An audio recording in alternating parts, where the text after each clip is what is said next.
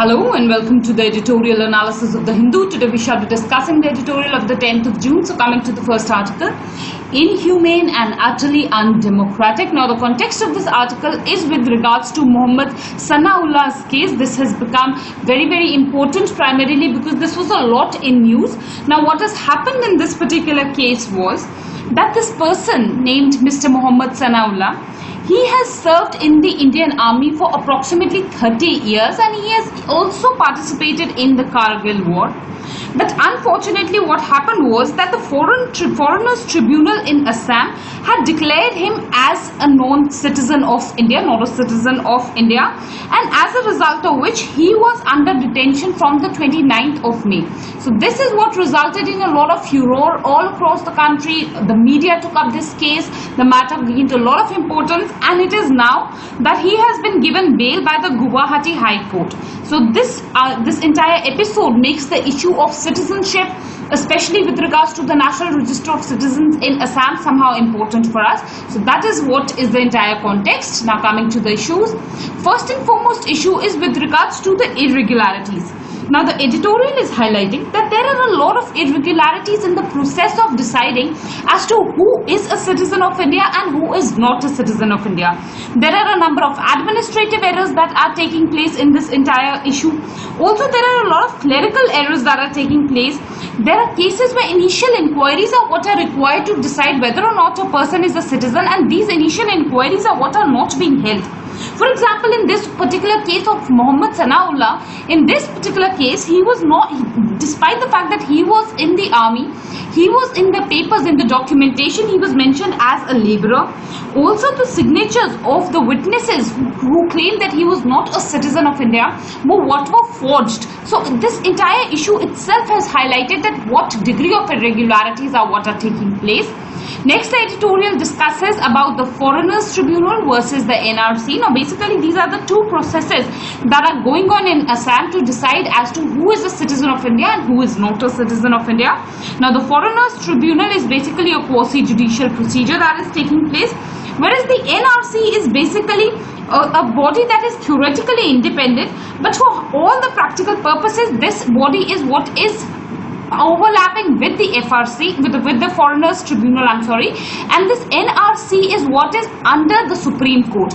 Now, despite the fact that this is under the Supreme Court, it is taking data from Foreigners Tribunal. If the Foreigners Tribunal is deciding that a particular person is not a citizen of India, then instead of holding an independent inquiry, the NRC is taking this data from the Foreigners Tribunal and is naming the person not a citizen of India in its draft. So that is one aspect which has been highlighted here. Next, the editorial is discussing about the consequences. This is what is important. If a person is declared as not a citizen of India, then this has a large number of consequences associated with it. For example, this results in disenfranchisement of that particular person. It results in him being excluded from all the public services. It results in a statelessness. It also results in deportation of that person. So these consequences are what are very hard on that person, and as a result of which a lot of vigilance is what is required into this matter, and this kind of irresponsible manner in which citizenship and non-citizenship is what is being decided is what is unacceptable, is what has been highlighted in the editorial. Next, the editorial is discussing about the vulnerability. Now obviously the poor and the marginal are the people who are most vulnerable in this particular case, because it is most difficult for them to prove their documentation as to whether or not they are the citizens of India, and as a result of which they are the most vulnerable and most victimized. Also, what you should know here is something about the family tree method. Now this is the method that the NRC is using.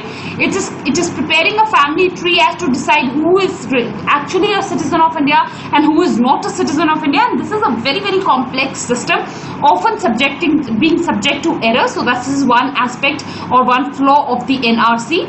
Another issue is with regards to the objections. Now the NRC has a provision that any person can issue an objection to the citizenship that has been accepted for another person, and as a result of which a large number of bogus claims or bogus objections are what have been arisen, and a lot of issues are what are arising in the backdrop of these objections being raised. So this is one aspect which has been discussed. Lastly, the editorial is discussing about the role of the judiciary. Now, clearly the judiciary in India is the protector of individual fundamental rights, and in this particular case also the judiciary should have performed similar functions. But the issue here is that here the judiciary, instead of protecting the rights of the citizens, is rather acting as an abettor to violation of rights, because it is the judiciary that is applying pressure through the NRC that this process is what should be hastened. More and more people should be brought under detention camps is what the judiciary is saying. So these are some issues which are being discussed in the editorial. Criticism of the judiciary is what is being drawn in the context of this matter. Now obviously this is a very, very sensitive matter, and in this matter it is not right that that deciding upon the fact that whether or not a person is a citizen of India be done arbitrarily, and this is what requires a lot of study, and in this context a rushed process is what is not going to be acceptable, and at present that is exactly what is happening. So this is the criticism that has been drawn in this particular editorial. Now indeed the issue of NRC is what is important as a political issue in general studies paper 2. It is important. Also it is important in the ethics paper. So from that context you have to study this particular article, that is the relevance. So coming to the next article, a clear arc from India to Nigeria. Now the context of this particular article is with regards to the India-Nigeria relations. First and foremost, the editorial is discussing about some issues of some similarities between the leaders of India as well as of Nigeria. It is highlighting that both Nigerian president as well as India's prime minister were elected within a difference of one day. Both were elected with a heavy mandate.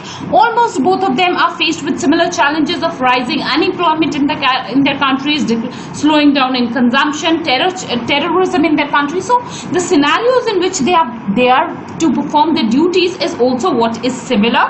Also they are very, very popular leaders. So these are some issues of similarities between the two leaders. Next, the editorial is highlighting that there are some similarities there are some facts that are related to Nigeria, which is important. Here you should know that Nigeria is the largest country of Africa. Also it is the most populous country in Africa. It has the largest economy in Africa. Also it is the largest trade partner of India amongst all the African countries.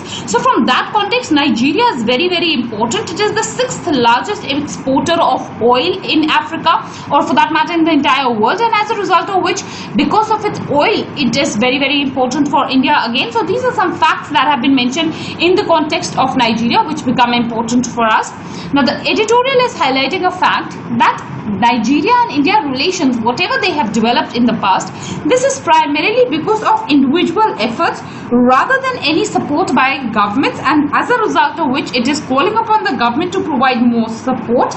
And for this it is saying that there is enormous potential for improving ties between India as well as Nigeria. For example, a simple provision by the government where it would relax the visa norms would ensure that more and more people from Nigeria can come to India to study, to avail the medical facilities. Even tourism will get a boost. So these are some steps and some support that is being warranted out of the government. So that is what has been highlighted. Also the editorial is discussing about some areas of cooperation. Now what are these areas of cooperation is what you should know. Hydrocarbons is one region, primarily because Nigeria is very, very rich in oil and India has capabilities of exploring large amounts of oil. So this is one area of cooperation between India as well as Nigeria. Also in infrastructure development there is scope for improvement. Also in the case of institution buildings, India can aid Nigeria. Also cooperation in the context of defense is what is there, that can be done. Agriculture sector is where both countries can cooperate. So these are some areas where India and Nigeria can cooperate with each other. Now what is important you should know here is that for India, Africa as a continent is what is very, very important. This is primarily because China is much more ahead of India vis-a-vis its relations with Africa, and India has huge amount of potential to cooperate with Africa. So that is one thing that is important. Firstly, India is democratic and majority of countries in Africa are seeking democracy, or they are democratic. So India has a better chance that compared to China to have better relations with Africa. India-African Summit is what is being held. So this is also what is important. And Nigeria amongst all the countries of Africa, Nigeria is what is most important for India. So that is what is the gist of this particular article.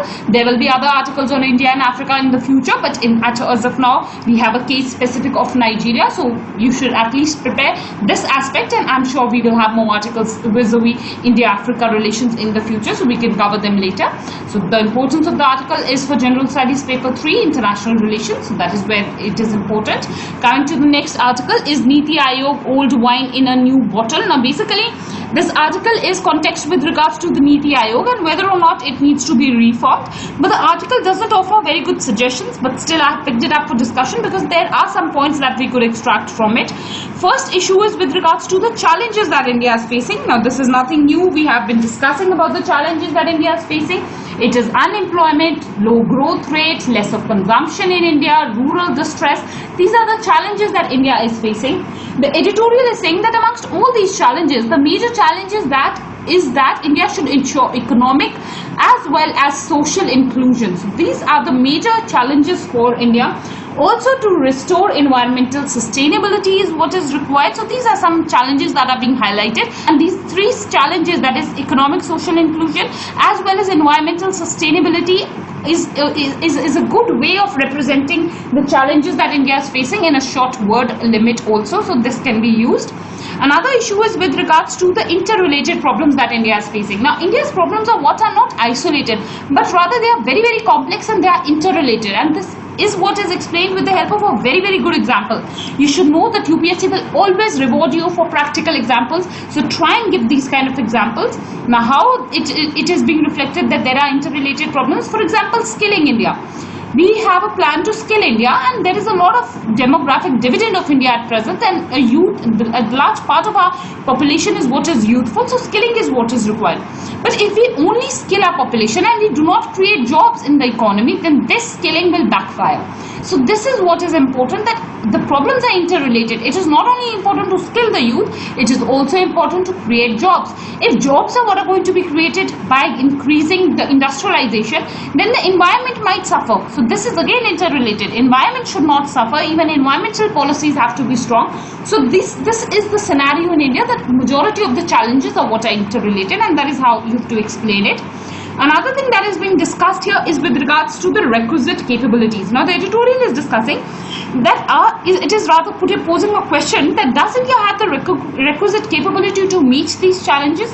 Then the editorial is answering that by saying that as of now these challenges are what are continuing for years, so it might not be wrong to say that these requisite capabilities are what are lacking.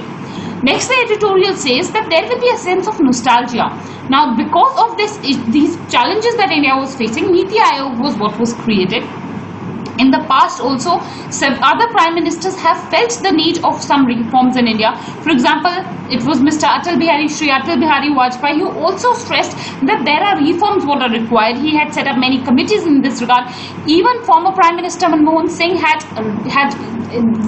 built or had taken some steps to ensure that planning commission is what is reformed. And finally, when it was Prime Minister Modi who came to power, he replaced the planning commission with the NITI Aayog.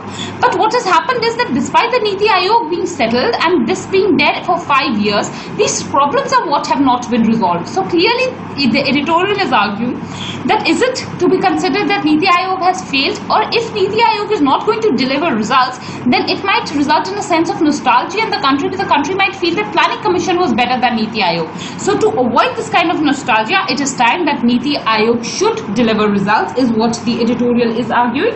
Another thing that the editorial is discussing is with regards to the independence of NITI Aayog. Now here, initially NITI Aayog was envisaged as an independent body. It was supposed to be a think tank which was to give expert opinion to the government, but as of now its functioning is not independent. Rather, it is believed to be a mouthpiece of the government, and it is acting and implementing only the government policies, is what is one of the major criticisms of NITI Aayog. The editorial is saying that the NITI Aayog needs a new methods. For example, cooperative learning, cooperative implementation are some suggestions that have been given. These are keywords: cooperative learning as well as cooperative implementation. So this is what is required to ensure that these complex problems are what are resolved, and NITI Aayog has to champion this. Otherwise, NITI Aayog will become a failure, and a sense of nostalgia is what is going to be developing in the country, and planning commission is what is going to be considered better than NITI Aayog, is is what is being argued in this particular editorial. So definitely, as I told you before also, many more suggestions can be there for improving NITI Aayog and resolving these issues that are festering in India, but the editorial doesn't offer any such insights. Rather, it discusses only about these few solutions. So as a result of which, it is not an all-encompassing article, but definitely these points are what can be used as fodder material for your answers. The relevance will be for general studies paper 2. So that's about this particular article. And that's about our discussion for today. The only 3 articles were what were important in the editorial. So with this, we finish our discussion, and I thank you all for watching the video.